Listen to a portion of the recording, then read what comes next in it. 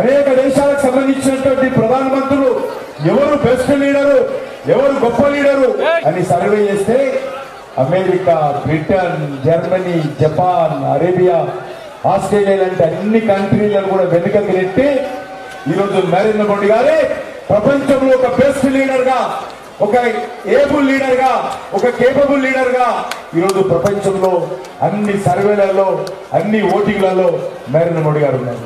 మీ అందరూ కోరుతా ఉన్నాను, అనేక రకాల అభివృద్ధి, జాతీయ రహదారులు కానీ, గ్రామ పంచాయతీల రోడ్లు కానీ, గ్రామ పంచాయతీల శానిటేషన్ కానీ, గ్రామ పంచాయతీల వీధి లైట్లు కానీ, ఏ విషయం తీసుకున్నా కూడా ఈరోజు నరేంద్ర మోడీ గారి ప్రభుత్వం అద్భుతంగా పనిచేస్తుంది. నరేంద్ర మోడీ గారి ప్రభుత్వం ముందు ఈ దేశంలో కాంగ్రెస్ పార్టీ ఉండేది. మన్మోహన్ సింగ్ గారు ప్రధానికి పేరు ఉండేవారు, కానీ ప్రభుత్వాన్ని నడిపించేది Sonia Gandhi, Rahul Gandhi.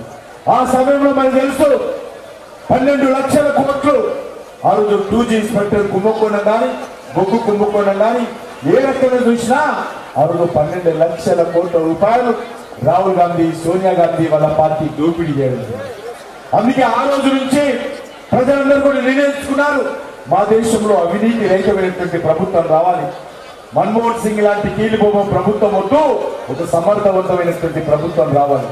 Able leadership, capable leadership ఈ దేశానికి రావాలని కోరుతున్నారు. అందుకే ఆ రోజు నుంచి ఈ రోజు వరకు చూస్తే ఈరోజు మరి 9.5 సంవత్సరాలుగా ఒక్క రూపాయి అవినీతికి పాల్పడినటువంటి నీతి నిజాయితీతో కూడినటువంటి ప్రభుత్వాన్ని ఇచ్చారు. మనమే కాదు, ఏ పార్టీ కూడా, ఏ వ్యక్తి కూడా, ఏ టీవీ కూడా నరేంద్ర మోడీ గారు అవినీతి పరుడు అని వేలు పెట్టి చూపించలేనటువంటి ఒక సమర్థవంతమైనటువంటి ఒక్క రూపాయి దుర్వినియోగం లేకుండా నీతి నిజాయితీతో పనిచేసినటువంటి నాయకుడు నరేంద్ర మోడీ గారని సందర్భంగా పనిచేస్తూ